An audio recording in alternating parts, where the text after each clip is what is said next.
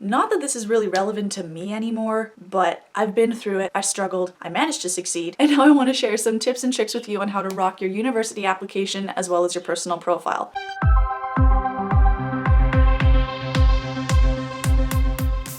Hello and welcome back to my channel. For those of you who are new, thank you for clicking on this video. For those of you who are returning, oh my god, you're putting up with me, this is great. Today's video is all about tips and tricks on how to apply successfully to a university or college, as well as how to write a really good personal profile. This is one thing that took so much energy from me and a really long time for that matter. I wanted to share with you a little bit of my experience in this whole process, as well as some pieces of advice and some things that I wish I knew. I started looking into what schools I wanted to go to, what programs I wanted to apply for at the end of grade 10. Come around grade 11, that's when I really started seriously looking. Grade 10 was just kind of like, oh, haha, university. And then grade 11's like, okay, wow, that went kind of fast. So here I am now, and I have to start making real decisions, and I have to get good grades, and I have to be involved, and all of these things. I really wish that I had given myself the time to go through everything I wanted to ask questions, to talk to advisors at the school, to talk to students at the school. Just simply having the ability to reach out and not feel the pressure of that deadline sneaking up on you is really comforting. Make sure that you know what the deadlines are and are prepared to meet those deadlines. Universities wait for nobody. Tip number 2 is all about exploring your options and your interest. Look at the schools around you, look at the schools beyond where you live. So whether that's out of province, across the country, in the States, wherever that is, whatever that looks like, I wanted to know that if I was going to go to a school, that it was going to provide me with the opportunities that I wanted and needed to really succeed. Tip number 3 is apply to more than one school. I cannot stress this enough. And it seems fairly obvious, but I know enough people that only applied to their dream school or a school close to home or a school really far away, and they didn't get in. It happens, it's the way the world works. And applying to more than one school, you protect yourself a little bit and you create a safety net. So if choice 1 doesn't work out, you've got choice 2, and if choice 2 doesn't work out, then you'll have choice 3. Tip number 4 is make sure that you meet the requirements for the school and the program that you're applying for. This is so important, and I cannot stress this enough.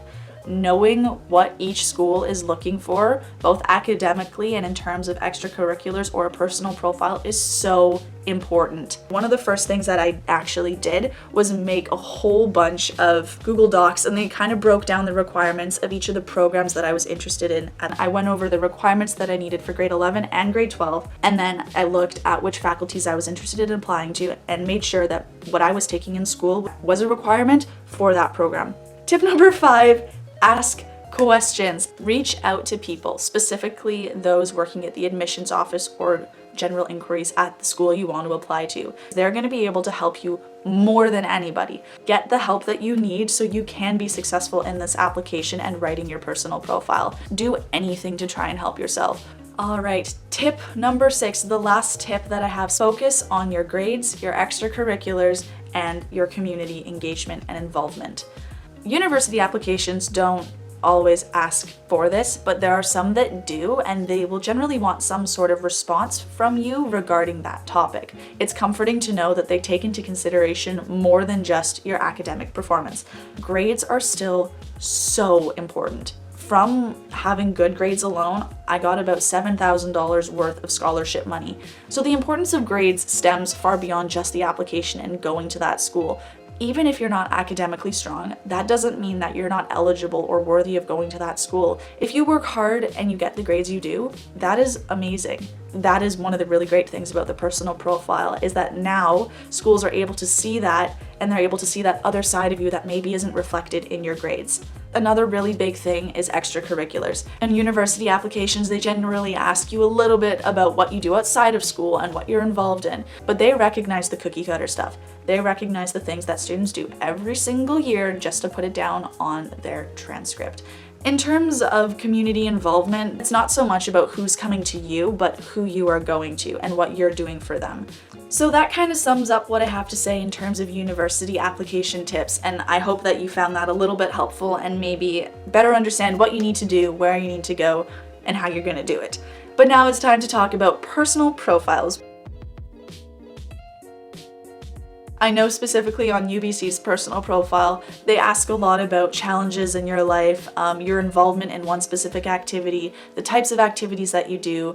Somewhere on UBC's massive website, they actually break down what they look for in the different categories of the personal profile. So first thing is engagement and accomplishment. The second thing is leadership, and then we have the substance and the voice of the personal profile.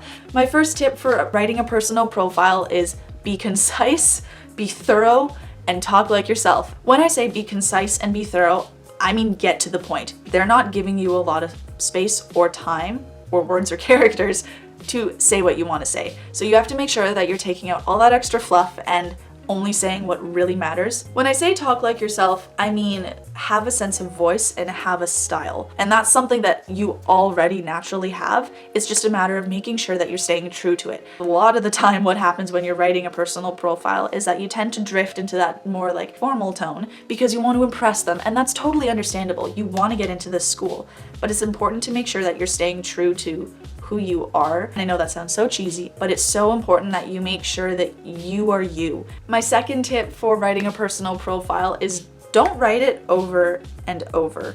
Write it once. Write your draft. Take that draft and build off of that.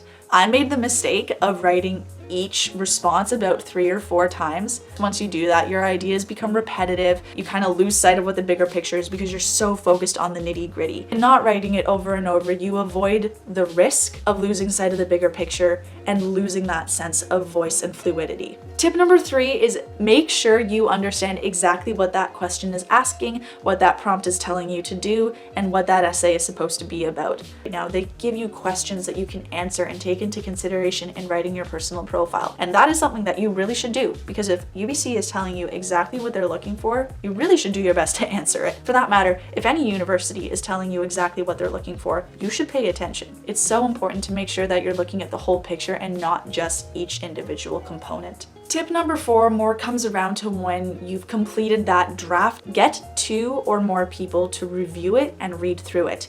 One thing that I would really recommend is having one person who knows you and one person who doesn't know you. This is what I did, and I think it worked pretty well for me. The person who knows you is going to be able to tell you, oh yeah, like I totally see this. You're overselling yourself here, you're underselling yourself here. Maybe add this, maybe take away this, and such. Somebody who doesn't know you, on the other hand, will be able to tell you if they're getting a really good sense of who you are. They need to know the important stuff. And the important stuff is what's going to help them piece together all of these different aspects of your life and understand who you are as a student. Tip number 5 is proofread your responses. And this kind of ties in with tip number 4 here, because when people are going over it, they're going to pick out grammar mistakes. But I cannot stress enough how important it is to make sure that all of your grammar is correct. I have the tendency to like completely skip half of a sentence or a word. So it's really important to have a fresh set of eyes look at it and be like, oh yes. Last but not least, this one is a little bit more for university applications, but I think it's important in terms of a personal profile as well. Choose reliable references. Pick somebody who knows your work ethic. Pick somebody who knows what you love. Pick somebody who's been there to experience your passion, to experience you. Pick somebody who's going to be able to speak to everything that you're trying to convey in your personal profile. So that kind of sums up everything that I have to say about university applications and personal profiles. I hope that you found that helpful and that maybe it kind of guided you in a direction that you weren't necessarily headed before. I know this is a really stressful time and can be really challenging, so kudos for you to taking that step. Anyways, I just wanted to say thank you. If you liked what you saw, feel free to leave a comment or like and maybe subscribe. Thanks for watching, you guys, and I'll see you next time. Bye.